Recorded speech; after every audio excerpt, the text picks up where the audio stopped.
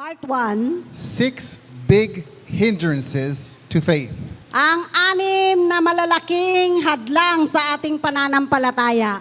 We need to fight the good fight of faith. Kailangan tayong lumaban ng may magandang pakikipagbuno sa ating pananampalataya.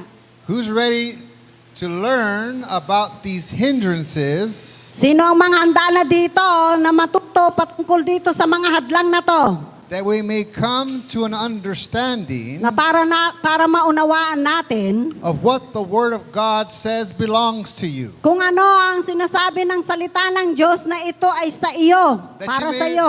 walk by faith Na kailangan nating lumakad sa pananampalataya and not by sight. at hindi ito sa paningin. That you may come to a place where you become a hearer and a doer of the Word of God. Na para dumako ka isang lugar na ikaw ay magiging tagapakinig at tagagawa ng salita ng Diyos. Putting your faith into practice Ilagay mo, insayuhin mo o gawin mo ang iyong pananampalataya and operating from the position that the blood of Jesus has made available to you. na para ito ay mailagay ka sa posisyon na gagawa ito na ang dugo ni Jesus ay binigay ito para sa iyo. Where you can speak to your mountain. Na para ikaw ay makapagsalita sa iyong mga bundok na problema. Where you will experience what Jesus said, Na kapag ikaw ay naranasan mo na kung ano ang sinabi ng ating Panginoong Hesus, that if you do not doubt in your heart at kapag hindi ka nagalinlangan sa iyong puso, and believe what you say at maniwala ka o sumampalataya ka kung anong sinabi mo, shall come to pass, ay siya ang mangyayari. and you have what you say. At magkakaroon ka kung anong sinabi mo. The reality is, Ang katotohanan dito, you and I ikaw at ako, are exactly where we are in life ay eksakto kung saan tayo sa ating mga buhay. based on the words that have come out of your mouth. Ito ay bumabase kung ano yung mga lumalabas sa ating mga labi.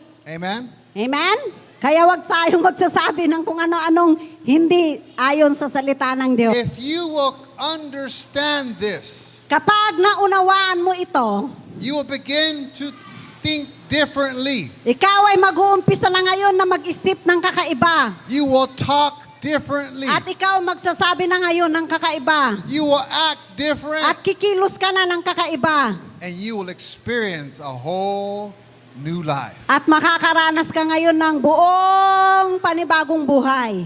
1 Timothy chapter 6 verse 12 in Tagalog basa. Sa 1 Timothy chapter 6 verse 12, ipaglaban mo ng mabuti ang pananampalataya. Panghawakan mo ang buhay na walang hanggan dahil diyan ka tinawag ng Diyos nang ipahayag mo sa harap ng maraming saksi ang iyong pananalig kay Kristo. Here the scripture teaches us Ang banal na kasulatan dito ay tinuturuan tayo that we are to fight the good fight of faith. na kailangan tayong lumaban ng mabuting pakikipaglaban sa ating pananampalataya. I think some people just read the first word of the scripture. Ang tingin ko lang, ang ibang tao ay binabasa lang nila ang unang salita sa kasulatan. Fight. Sinabi lang niya, lumaban. We like to fight our neighbors. Kailangan mo, gusto mong lumaban sa iyong mga kapitbahay o kapwa. We like to fight our co-workers. Gusto mong labanan ang iyong mga katrabaho. We like to fight our enemies. Gusto mong labanan ang iyong kaaway. Sometimes we like to fight our spouses. Yes, minsan kailangan gusto mong labanan yung mga asawa. But the Bible doesn't say that we're to fight each other. The Bible doesn't say that we are to fight Pero each ang other. Biblia ay hindi nagsasabi na kailangan nating mag-away sa isa't isa. It says that we should fight the good fight of faith. Pero ang sinasabi dito na kailangan mo lumaban ng may magandang pakikipaglaban sa pananampalataya. How many know that if there's a fight, Sino mga nakakaalam dito na kapag may labanan, there is an opponent? ay nandoon sila sa kanilang kalaban. There must be an enemy or hindrances to faith. At meron silang mga kalaban o may mga hadlang na pakikipagdebate. Do you think the devil Tingin mo ba ito ay diablo? is not going to try to hinder your faith? Huh? Going to try to hinder your faith? Ang kaaway na ito ay sinusubukan niyang hadlangan ang iyong pananampalataya.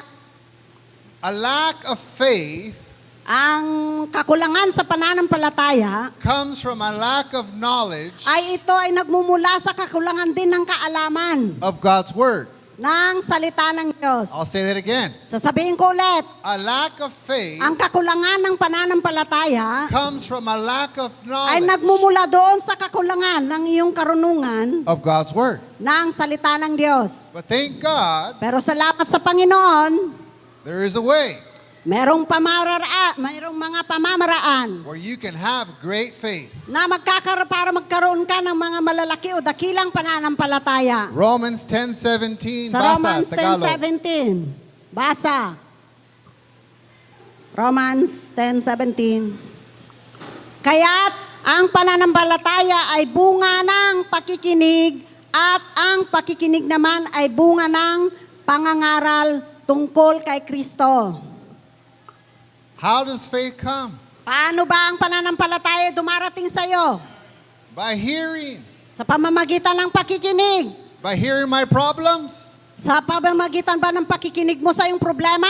If that were to be true, At kung ito ba ay totoo, we would all be faith giants. at magiging magiging isang dakila na tayo. But the truth is, Pero ang katotohanan, faith comes ang pananampalataya ay dumarating by gaining an understanding sa pamamagitan ng pagkatuto natin at pagkaunawa of the Word of God sa salita ng Diyos. as you hear Na habang ito ay napapakinggan mo, what God is saying to you kung ano ang sinasabi ng Diyos sa iyo in the Scriptures. sa banal na kasulatan. You see, faith begins Ang pananampalataya ay nag-uumpisa ito in the life of the child of God sa mga buhay ng anak ng Diyos when you discover the will of God. kapag nalaman mo na ang kalooban ng Diyos. And the will of God At ang kalooban ng Diyos is the Word of God. ay ang salita ng Diyos. Say with me, the will of Sabihin God, natin ang kalooban ng Diyos, the will of God ang kalooban ng Diyos is the Word of God. ay ang salita ng Diyos. Hallelujah. Hallelujah!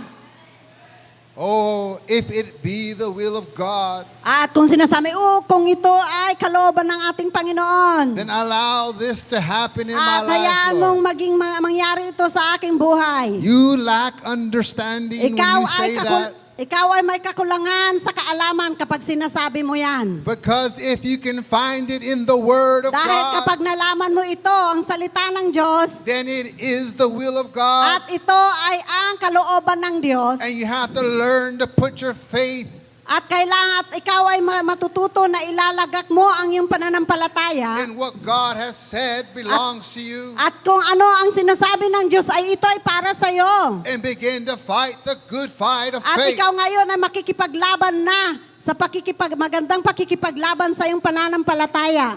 Refuse to take no for an answer. At tinatanggihan mo na kunin ang no, inaayawan mong magsabi ng hindi sa iyong mga kasagutan. The promises of God are yes Ang mga pangako ng Diyos ay oo. and amen. At siya nawa.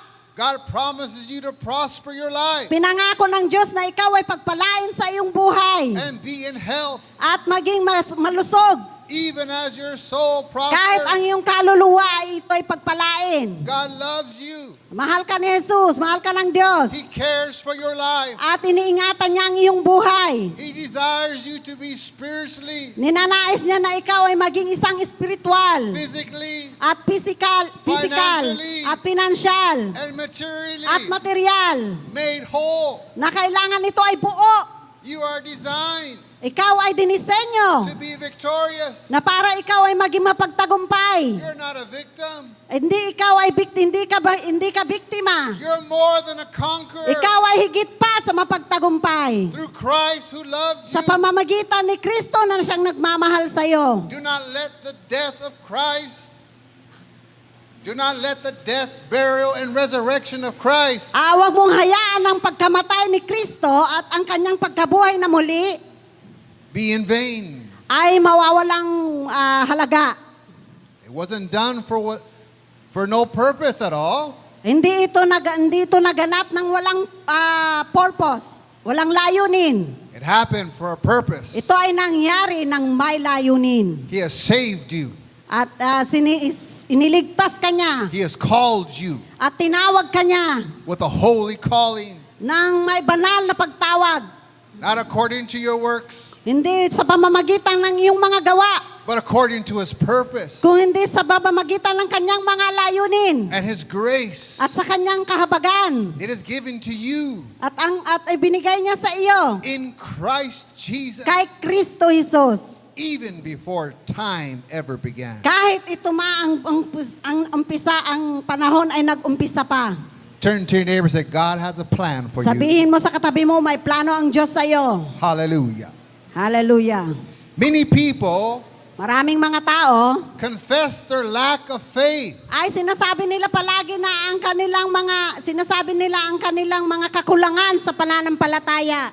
When actually they don't lack faith at all. At ang katotohanan naman ay hindi talaga sila kulang sa They're pananampalataya. only failing to release their faith. At sila lamang ay nabibigo na ilagak o i-release nila ang kanilang pananampalataya. There's too many unbelieving believers in the church. Napakamaraming mga tao na mananampalatayang hindi naniniwala sa simbahan. We say that we believe. Sinasabi natin na tayo'y nananampalataya, Yet, when we go through crisis, pero kung tayo na ay nasa krisis, we don't say what we believe hindi natin sinasabi kung ano ang mga pinapanampalatayanan natin. according to the scripture. Ayon sa kasulatan, We like to say our problems. gustong-gusto natin na sabihin ang ating mga problema. We like to magnify our situation.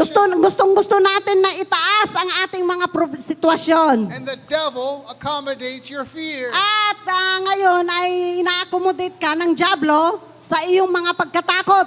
But learn Pero kailangan nating matutunan to give no place to the devil. na wag mong bigyan ng lugar ang dyablo. If you will just have faith Kailangan magkaroon ka lang ng pananampalataya as a grain of mustard seed na parang isang buto ng mustasa. and say At sabihin mo ito what the word of God says. kung ano ang sinasabi ng salita ng Diyos. Say Sabihin mo ito what the will of God says. kung ano ang kalooban ng Panginoon, kung anong sinasabi niya. Say Sabihin mo what the power of God kung ano ang says. kapangyarihan na sinasabi ng Panginoon. Paul said that I am not ashamed of the gospel of Christ, Sabi ni Pablo, hindi ko'y kinakahiya ang ebanghelyo ni Kristo. for it is the power of God Dahil ito ang kapangyarihan ng Diyos unto salvation. patungo doon sa kaligtasan. Our faith should not stand in the wisdom of men, Kailangan ang ating mga pananampalataya ay ito hindi naninindigan sa karunungan ng tao, but in the power of God. kung hindi sa kapangyarihan ng Diyos. A lack of faith Ang kakulangan sa pananampalataya is really not our problem. ay hindi ito ang talagang problema natin. In other words, Sa madaling salita, we have faith. meron tayong pananampalataya. You hear the word of God. Narinig natin ang salita ng Diyos. You read your word. Binasa mo ang salita.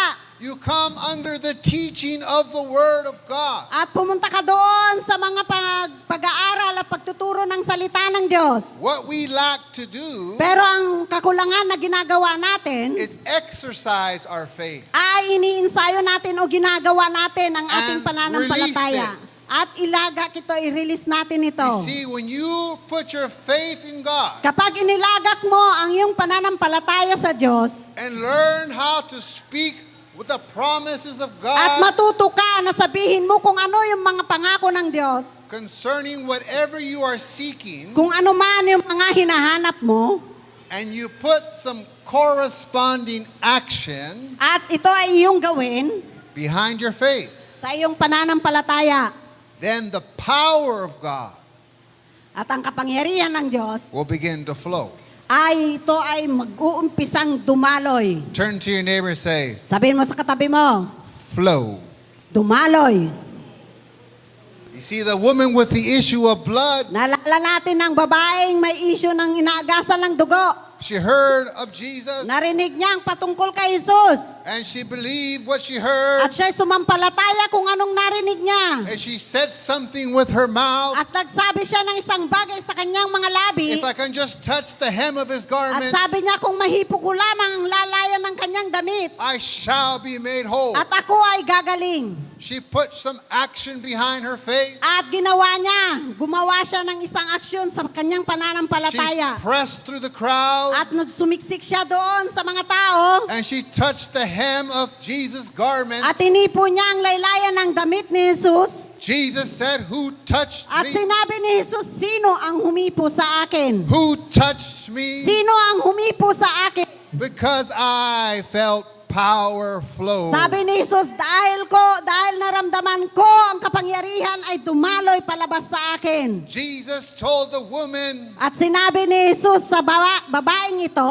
"Daughter, sabi niya, anak, your faith ang pananampalataya mo has made you whole." ay pinagaling ka na. If you will put your faith in God, Kapag inilagak mo ang iyong pananampalataya sa if you Diyos, will learn to hear what God is saying about your life, kapag natuto ka at marinig mo ang kung anong sinasabi ng Diyos patungkol sa iyong buhay, and begin to speak at mag-umpisa ka itong sabihin, what God says belongs to you, kung ano ang sinasabi ng Diyos ay ito ay para sa iyo. and act on that truth, At kailangan mong kumilos doon sa katotohanan na to. the same power that flowed to the woman At ito rin ang pareho rin ng kapangyarihan nung kung saan nang siyang dumaloy sa babaeng ito who had a health condition for Na meron- 12 years na meron siyang problema sa kalusugan ng 12 taon. and received her miracle on the spot. At tinanggap niya nang biglaan na lang ang kanyang himala. That same miracle power Pareho ring kapangyarihan ng himalang iyan is available to us. ay available ito sa atin. And it's ready right now At handa ito ngayon din to flow. na ito ay dumaloy. To flow. Dumaloy. You see, faith Ang pananampalataya is the substance ay siyang pinanggagalingan of things hoped for. ng kung saan ang mga bagay na ating inaasahan. Evidence Ang ebidensya of things not seen. ng mga bagay na hindi nakikita. Faith is the assurance. Ang pananampalataya, ito ay kasiguraduhan. Faith is the guarantee. Ang pananampalataya, isa itong garantiya. Faith is the title Ang, deed. ang pananampalataya, ito ay isang kasulatan. Faith is the confirmation. At ang pananampalataya, ito ay isang kumpirmasyon. Has anybody ever booked a ticket Sino dito ang mga nagpabook na ng ticket? either for a plane Sa eroplano man, barko, or for a hotel hotel, or for a bus o bus, or maybe even for a concert? o maaaring sa concert. And you got a At confirmation meron kang number. confirmation. Amen? Amen? We were in Subic Bay just recently. At pumunta kami sa Subic Bay, nakaraan lang. And we went to this restaurant. At pumunta kami dito sa restaurant. And a few hours before going to this restaurant, I walked in. I said, I need to make a reservation. At mga ilang oras lang bago kami pupunta sa restaurant, sinabi ko, kailangan ko magpa-reserve. We'll be there at 7 p.m. Darating kami dito ng 7 p.m. I got my family ready. At naghanda na kami ng aking pamilya. And we got there 15 minutes early. At dumating kami doon ng 15 minutes, mas maaga sa 15 minutes. We just pulled early. into the parking lot. At nagparking na kami. And I got a phone call. At may tumawag sa akin. Oh, we're fully booked. Puno na kami. Can you come later? Pwede bang pumunta ka na lang dito ng mas late? I said, no. Sinabi niya, hindi. I got a confirmation. Meron akong confirmation. I got a reservation. Meron akong reservation. I hung up. At binaba ko ang telepono. I told my family, come on, let's go. At sinabi ko sa aking pamilya, tara na. And we went in there. At pumunta kami doon, nagantay kami. And they received us. At tinanggap kami. I don't care if the place is full. Wala akong pakialam kung puno ang lugar. I don't care if you have to buy a new table and some new chairs. Wala akong pakialam kung bimili kayo ulit ng bagong lamesa at bagong upuan. I don't care if you have to kick somebody else out. Wala akong pakialam kung magpalabas kayo ng iba, wag naman. I got a confirmation. Pero meron akong konfirmasyon. Faith Ang pananampalataya is ay the confirmation. ang konfirmasyon. God Ang, is bigger ang than your ang problems. Panginoon ay mas dakila kaysa sa iyong problema. Hallelujah. Hallelujah. Have faith in God. Magkaroon ka dapat ng pananampalataya sa Diyos. All things are possible Lahat ng mga bagay ay posible to those who believe. sa lahat ng mga nananampalataya. You see, faith Ang pananampalataya is not something that you pray for. ito ay hindi isang bagay na iyong ipapanalangin. It's something that you receive by hearing the word of God. Ito ay isang bagay na tatanggapin mo sa pamamagitan ng pakikinig mo ng salita ng Diyos. The word of God Ang salita ng Diyos must be discovered ay kailangan itong madiskubre o malaman to cover para ito ay maibigay what you're seeking God to do.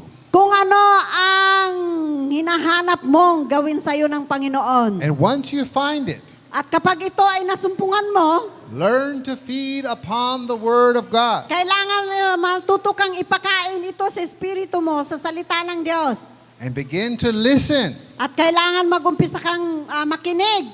There are many ministry gifts. Ha? There are many ministry gifts. At napakaraming mga handog na ministeryo, ministry gift, That God has set in the church. na pinadala ng ating Panginoon.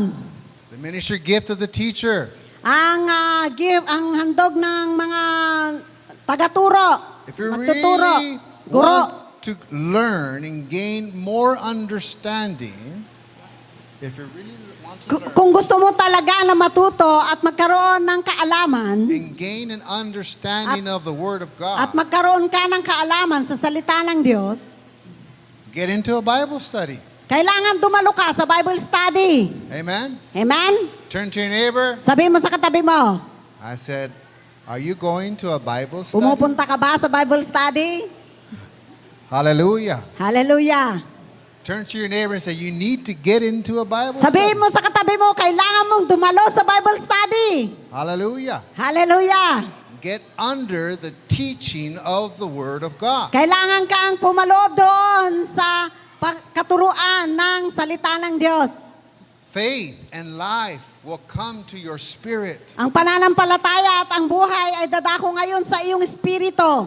God is trying to get something over to you. Ang Diyos ay gusto niya na bigyan ka ng isang bagay sa iyong buhay. And because of lack of faith Pero dahil sa kakulangan, may kakulangan ka sa pananampalataya or lack of understanding o the Word of kakulangan God, ng karunungan sa salita ng Diyos, you're not able to receive it. ay hindi mo ito matatanggap. Believers Ang mga mananampalataya are receivers. ay mga tumatanggap. Those who doubt Doon sa mga nag-aalinlangan do not receive. ay hindi tumatanggap.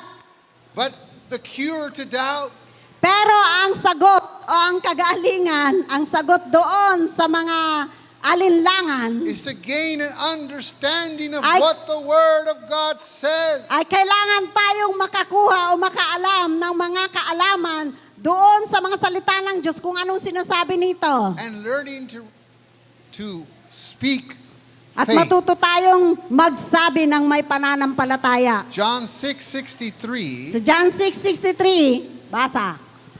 Ang Espiritu nga ang bumubuhay, sa laman ay walang anumang pinakikinabangan.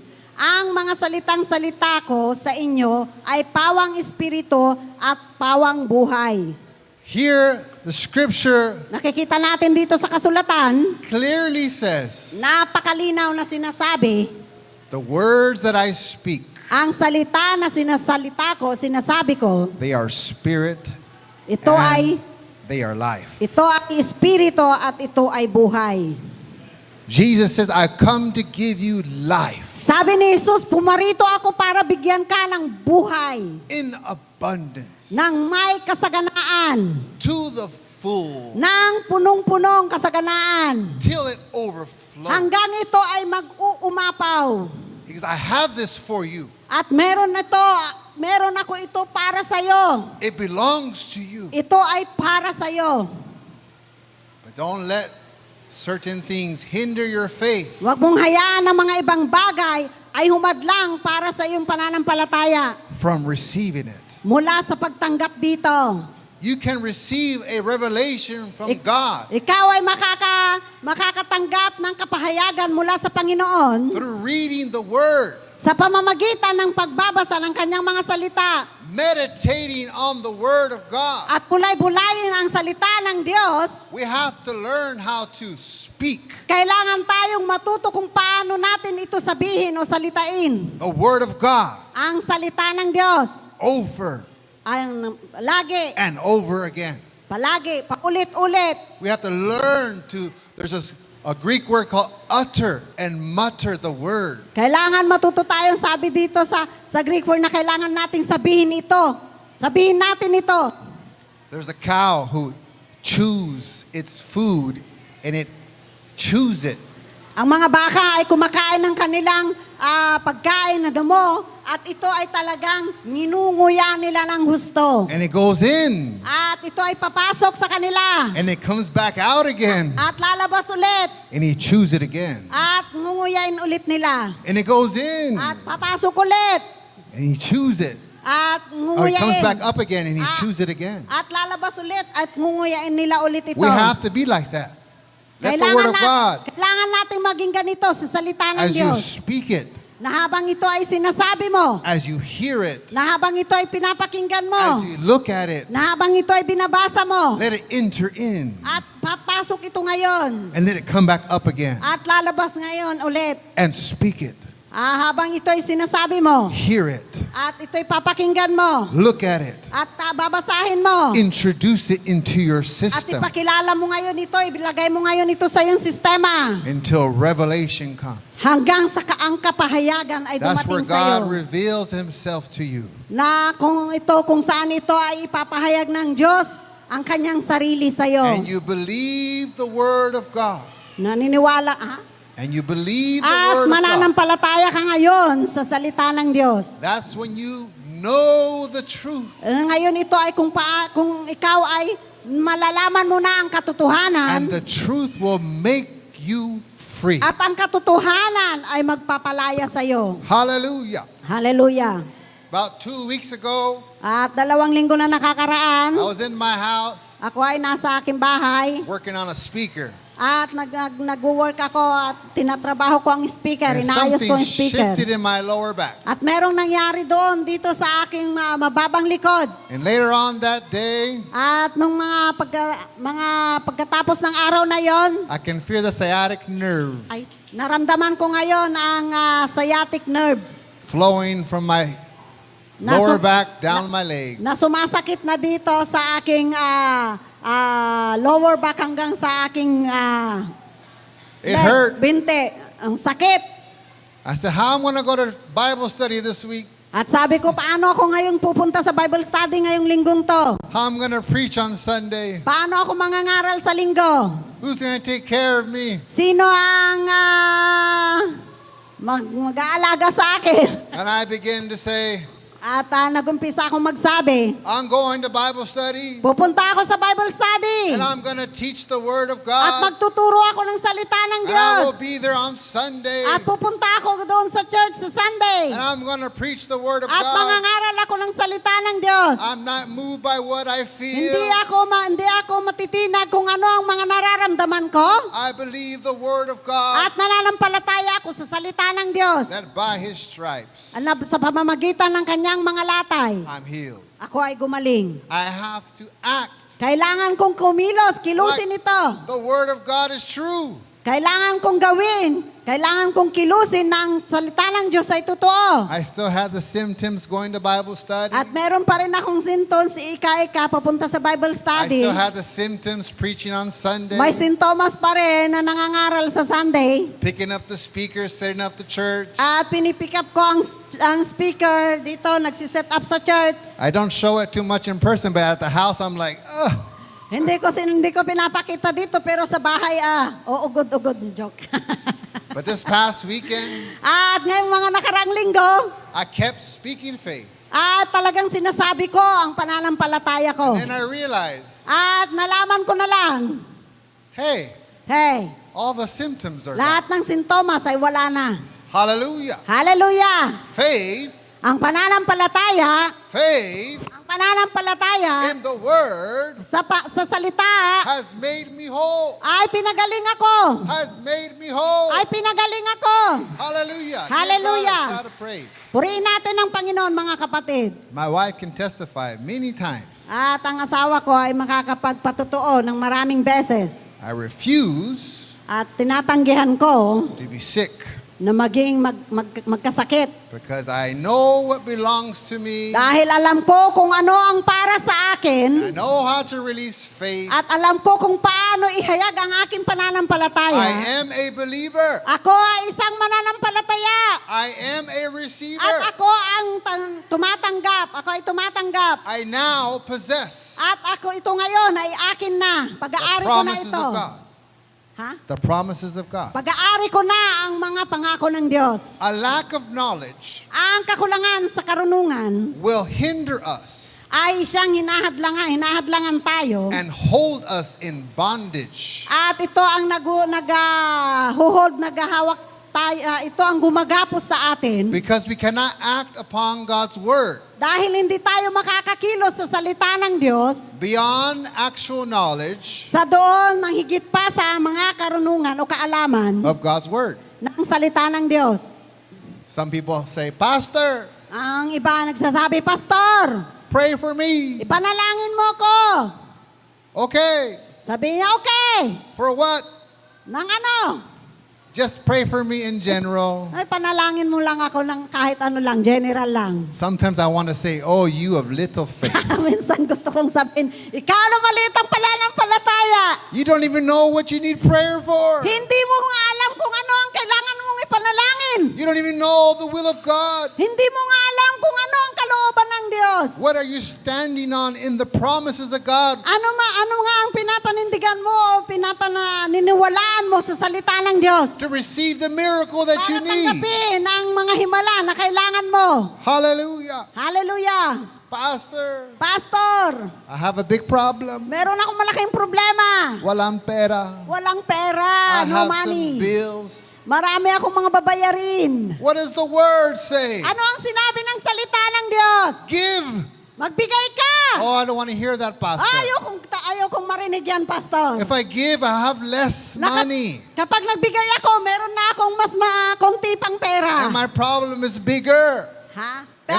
And my problem is At bigger. ang aking problema ay mas lalaki. Oh, ye of little faith. Oh, kayong maliit ang pananampalataya. Learn to gain an understanding Kailangan of the word matuto of God. kayong matuto na makakuha ng mga kaalaman sa salita ng Learn Diyos. to put into practice Kailangan yung matuto na gawin ito at kilusin ito the things that you're hearing in the promises of God sa for your mga life. bagay na naririnig mo sa mga pangako ng salita ng Diyos. You are only deceiving yourself Ikaw ay nililinlang mo lang ang iyong sarili when you disobey the word. kapag ikaw ay hindi tumalima sa salita ng Diyos. A lack of knowledge. Sorry, one more. Go ahead. Faith will grow. Ang pananampalataya, ito ay lalago. Faith will grow Ang pananampalataya ay lalago with an understanding of the word. sa pamamagitan ng may kaalaman o karunungan sa salita. If your faith is not growing, Kapag ang iyong pananampalataya ay hindi lumalago, then your understanding of the word is not growing. at ngayon ang kaalaman mo sa salita ng Diyos ay hindi ito lumalago. A lack of knowledge Ang kakulangan sa kaalaman of what God's word says, na kung ano ang sinasabi ng salita ng a Diyos, lack of knowledge ang kakulangan sa kaalaman of our redemption, ng ating mga ating pagkatubos, a lack of knowledge ang kakulangan sa kaalaman of our redemptive rights, ng ating mga karapatan sa bilang natubos in Christ Jesus kay Kristo Jesus, often is the reason ay ito ang mga madadalas na kadahilanan. for unbelief. Ito ay mga hindi pananampalataya, hindi nananampalataya o hindi naniniwala. Remember my message, 6 big hindrances to faith? Alalahanin nyo na ang aking mensahe ay 6 na mga malalaking hadlang sa iyong pananampalataya. I'm about to go over hindrance number 1, and it's already At 11:56. magiging number 1 pa lang tayo at magdalas 12 na. I think this might be a 6-part series. At singin ko ito ay magiging 6 na series. Trust me, I won't go too much longer. But I will go over hindrance number 1. Ito ang unang hadlang. If you're taking notes, Kung nagtitake note ka, you know, there's an app out there. merong app. What app? I will bring it up next week. But there's an app out there you can use that'll take notes for you in service. Merong app na kailangan mo gamitin ito na ikaw ay makapag-take notes, makapagsulat. It's an AI app, AI apps. so you can review. Para ito ay aralin natin kapag tayo na lang ang kapag gusto natin ulit aralin at practicein ito. So you can go back and restudy again. Yun nga, sinabi ko na. Here's number 1, hindrance Number to 1. faith. Unang hadlang sa iyong pananampalataya, Lack of understanding ang kakulangan sa kaalaman regarding the new creation. na patungkol doon sa bagong creation, ano ba yun? Nilalang. Thank you. Bagong nilalang. 2 Corinthians 5:17, basa. Sa 2 Corinthians 5:17 sinabi dito, kaya't kung ang sinuman ay na kay Kristo, siya ay bagong nilalang. Ang mga dating bagay ay nagsilipas na, narito sila ay pawang naging mga bago. Are you born again? Ikaw ba ay pinanganak na muli? Then you are in Christ Jesus. At ikaw ngayon ay na kay Kristo Jesus. Understand Unawain natin that you are a new creature. na ikaw ngayon ay bago ng nilalang. The person on the inside Ang pagkatao na nasa iyong kaibuturan is brand new. ay ito ay bagong-bago. But people from your past, Pero ang mga tao na mula sa iyong nakaraan they remember who you were. ay hindi naalala mo kung sino ka. But you need to tell them, Pero kailangan mong sabihin sa kanila, I'm not that person anymore. hindi na ako ang taong iyan. I'm a new creature in Ako ay Christ. bagong nilalang na kay Kristo. Old things have passed Ang away. lahat ng mga bagay, ang lahat ng mga lumang bagay na ay nagsilipas na. Behold, all things have become At new. lahat ngayon ay naging bago na. You must understand Kailangan mong maunawaan that not only are your sins forgiven na hindi lang ang iyong kasalanan ay napatawad when you gave your life to Jesus, kapag inihandog mo ang iyong buhay kay Kristo. but that you were born again. At ikaw ngayon ay naging isang bago ng nilalang. You are now a child of God. Ikaw na ngayon ay anak ng Diyos. Before, you Dati, were a child of the devil. dati ikaw ay anak ng Diablo. But now you're a child of God. Pero ngayon, ikaw na ay anak ng Diyos. You're a new creature. Ikaw na ay bagong nilalang. You've been made new. Ikaw na ay nilalang na bago. You see, the sinner, if they just only received Ang mga makasalanan, kapag ito lang ay sila ay tumanggap forgiveness of sins, ng kapatawaran ng kasalanan, they would die and go to hell at kailangan silang mamatay muna. because they're still a child of the devil. Dahil sila ay anak ng Diablo. But that is not the case. Pero hindi ito ang kaso. The case is, Ang kaso dito, the truth is, ang katotohanan dito, you've been born again. ikaw ay pinanganak na muli. The truth is, Ang katotohanan dito you're a new creature. ay ikaw ay bago ng nilalang. Have you experienced in your life Naranasan mo na ba sa iyong buhay that there's something different about you? na merong kakaiba sa iyo? You're not the person I remember. It's Rose. Give it to Rose. You see, when I was born again, Kapag nung ako ay pinanganak na muli, my friends say, come on, let's hang out. ang aking mga kaibigan sabi nila, tara na, lakwatsa tayo. Let's go drinking. Let's go party. Mag-inuman tayo, mag-party-party. Let's go get high on drugs. Tara na at ano ba yun? Tulak, droga, ay ano ba yun? I said, no, Sabi ko, hindi. I'm a Christian now. Ako ay isa ng Kristiyano. I've been born again. Ako ay pinanganak na muli. I'm a new creature. Ako ay bago ng nilalang. I'm a new creation. Ako ay bago ng nilalang.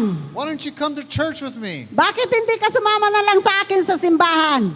And then they didn't want to be my friend anymore. At ayaw nila akong maging kaibigan. You see, light and darkness do not mix. So, ang kadiliman at ang liwanag ay hindi talaga ito maghahalo. I had a friend Meron of akong mine, kaibigan, Brother Tony. si Brother Tony. He first gave his life to Christ. Ba- Many years ago, I met him on the streets. Bago niya ibinigay ang kanyang buhay sa Panginoon, ng marami ng taon, ay siya ay nasa lansangan lang. I shared the gospel. At ako ay naghayag ng sa Ebanghelyo. He believed in Jesus. At He believed in Jesus. siya ay naniwala kay Jesus, nanampalataya kay Jesus. And he was born again. At siya ay pinanganak na muli. Amen? Amen? He was coming to church for a while. At pumunta na siya sa church ng mga ilang beses na. And then I stopped seeing him come to church. At nakita kong huminto na siyang pumunta na hindi ko na siya nakikita sa church. I decided to pay him a visit. At nagpasya akong bisitahin siya. I said, Brother Tony, At sabi ko, Brother Tony, where you been? ano, kumusta ka na? We miss you in church. Namiss na kita sa church. Oh, I don't want to go to church Oh, ayaw ko nang pumunta sa church. because Simbahan. I feel like a hypocrite. Dahil nararamdaman ko isa akong hipokrito. I'm still struggling with my drug life. At naghihirap pa rin ako doon sa buhay ko sa droga. I told him, who lied to you? At sinabi ko sa kanya, sinong nagsisinungaling sa'yo? You've been born again. Ikaw ay pinanganak na muli.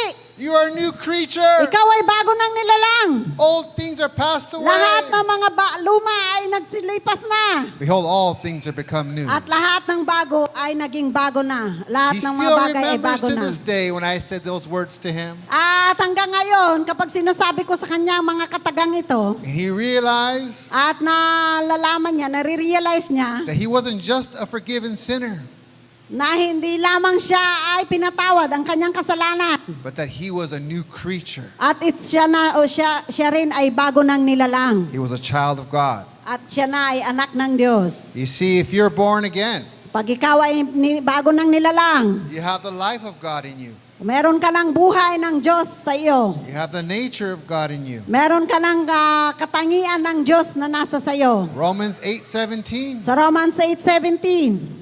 Basa. Kaya't kung sino man, At yamang mga anak, tayo'y mga tagapagmana ng Diyos at kasamang tagapagmana ni Kristo. Sapagkat kung tayo'y kasama niya sa pagtitiis, tayo'y makakasama niya sa kanyang kaluwalhatian. Amen. Amen. Are you a child of God? Ikaw ba ay anak ng Diyos? Are you a son and daughter of the Most High? Ikaw ba anak na lalaki at anak ng babae ng kataas-tahasan? Then you are an heir with God At ikaw ngayon ay tagapagmana ng Diyos. and a joint heir with Christ. At ikaw ngayon ay kasama ng tagapagmana ni Kristo. You have rights. Ikaw ay may karapatan. You have privileges. Meron kang mga pribilehyo. He has given you world overcoming faith. Ibinigay niya sa iyo ang mundong ito para mapagtagumpayan mo sa pamamagitan ng pananampalataya. Hallelujah. Hallelujah! 1 John 5:13 basa. Isinusulat ko ito sa inyo upang malaman ninyo na kayong sumasampalataya sa anak ng Diyos ay may buhay na walang hanggan.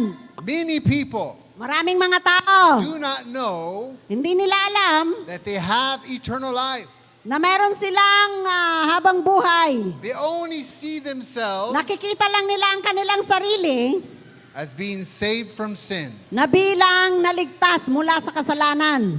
But you have been born again. At sila ngayon ay pinanganak na muli. You have Meron- eternal life. Meron ka ngayong habang buhay. The God kind of life is inside of you, Ang uri ng buhay ng Diyos na nasa sayo. ready to be released. At handa itong maihayag. Hallelujah. Hallelujah. Glory to God.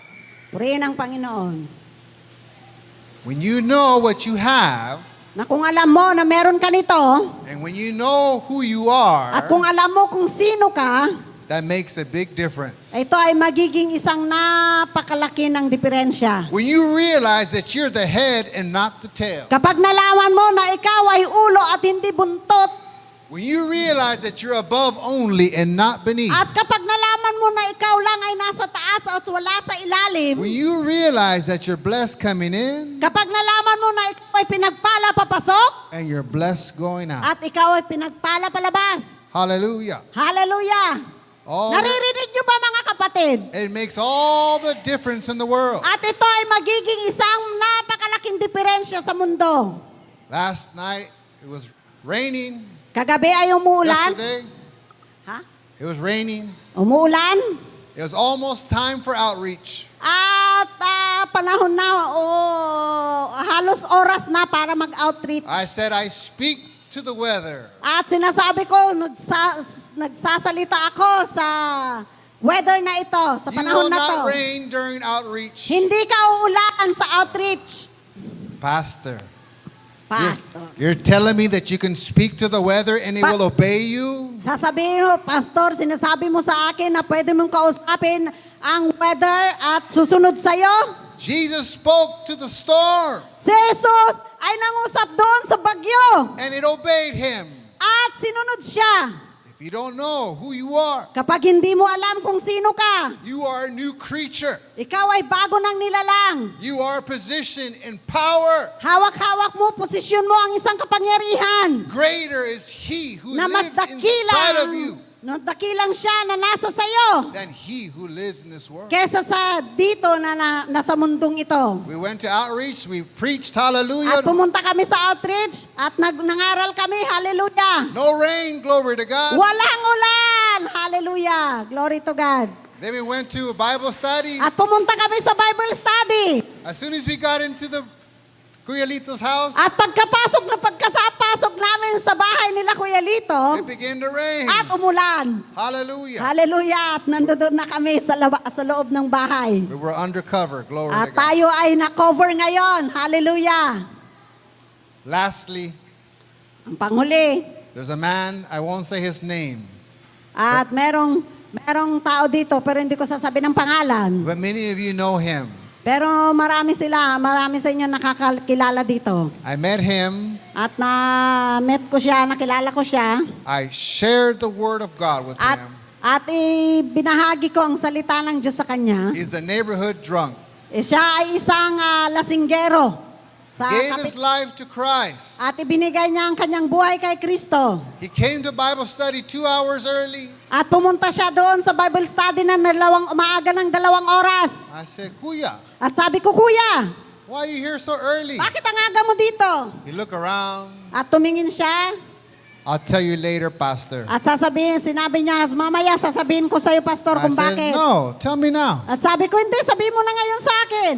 He goes, in the morning, Sabi niya, kaninang umaga, I looked outside my window at nung nakatingin ako, kadungaw ako sa aking bintana, and I saw you standing on the roof at nakita kita na nakatayo doon sa bubong with another brother. nang kasama mo ang isang kapatiran. I said, me? At sabi niya, ako? I was not even here. I was in Manila at that time. Wala ako dito. Nung mga panahon na yun, nasa Manila ako. He goes, what did I say? At anong sinabi ko? He goes, you said that the answer is over there in the church. At sinabi mo sa akin na ang kasagutan ay nandoon sa simbahan. And the brother said, At sinabi ng kapatiran na to, that was with me on the roof. nakasama ko sa bubong, He translated into Tagalog. at siya ay nagsalin sa Tagalog. I thought that was kind of strange. At akala ko ito ay parang, strange. God gave him a vision. At binigyan siya ng pangitain.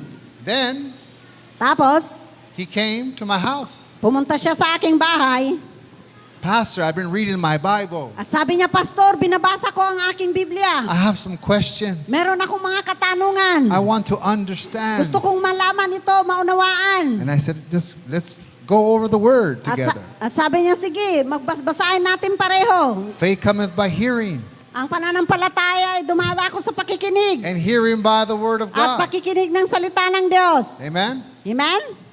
I said, Kuya, what's wrong with your hand? At sinabi ko, Kuya, ano nangyari sa kamay mo? He said, my hand is injured. Sabi niya, na-injured ang kamay ko. I'm not able to do this with my hand. Hindi ko kayang gawin ng ganito sa aking kamay. And I work with my hands. I use tools. At ako ay nagtatrabaho ako at ang gamit ko ay mga gamit na tools. I said, Kuya, do you believe that when I pray for you, At sabi niya, Kuya, naniniwala ka ba na kapag pinanalangin that kita, Jesus will heal you? na si Jesus ay pagagalingin ka? Do you believe? Naniniwala ka ba? Sumasampalataya ka ba? Yes, Pastor. Sabi niya, oh, Pastor. Then you can receive. At tanggapin mo ito. Later on, At he comes back to me. pagkatapos He says, ay lumapit siya, Pastor, look at what I can do with my hand. sabi niya, Pastor, tingnan mo kung ano na nang nayan nagagawa ko sa aking kamay. No more injury. I Wala said, nang praise the Lord. He got so excited. Siya ay nagagalak. He began to tell people in the neighborhood, At pinagsabi niya ito sa mga kapitbahay. I'm with Pastor. Kasama ko si Pastor. I'm with the church. Kasama, nasa church ako. And they mocked him At siya ngayon ay kinutya. because they knew him as the neighborhood drunk. Dahil kilala siya doon sa mga kapitbahay na isang lasinggero. And they reminded him At pinaalala sa kanya of who he was. na kung sino siya dati. You see, Kita nyo? he had a lack of understanding Meron siya ngayon ng kakulangan ng pagkaunawa. that he is now in Christ. Na siya ngayon ay na kay Kristo na. He's a new creation. Siya na ngayon ay bagong nilalang. The old things Lahat ng mga dating luma na. that the people remember At ang mga tao ay ano ba to? Naalala ito. are passed away. At what? The old things are passed away. Lahat ng mga bagay na luma ay nagsilipas na. And all things have become new. At lahat ng mga bagay ay Go ahead and naging bago na. let's stand on our feet. Praise the Tumayo Lord. tayo mga kapatid. Praise the Lord. Purihin ng So, Panginoon. number one hindrance Ang unang hadlang to our faith sa ating pananampalataya is a lack of understanding ay kakulangan ng kaalaman that you are a new creature. na ikaw ay bago ng nilalang. You have been born again. At ikaw na ngayon ay bago na pinanganak na muli. You are a child of God. Ikaw na ay anak ng Diyos. You're washed in the blood. Ikaw na ay hinugasan sa pamamagitan ng kanyang dugo. You have God's life in you, Meron na ang buhay ng Diyos na nasa sa iyo. God's nature in you. Ang katangian ng Diyos na nasa sa iyo. And you better believe that you have the right Kailangan mo maniwala o manampalataya na meron kang karapatan to speak what the word says about you. na sabihin mo kung ano ang sinasabi ng salita ng Diyos patungkol sa iyo. And as you submit your life to the word of God Na habang ito ay binibigay mo ang iyong buhay sa salita ng Diyos and fight the good fight of faith, at lumaban ka ng may magandang pakikipaglaban sa pananampalataya resist the devil at tanggihan mo ang diablo, labanan mo and ang he diablo. will flee. At siya ngayon ay tatakbo palayo sa iyo. Give God a shout of praise. Purihin natin ang Panginoon mga kapatid.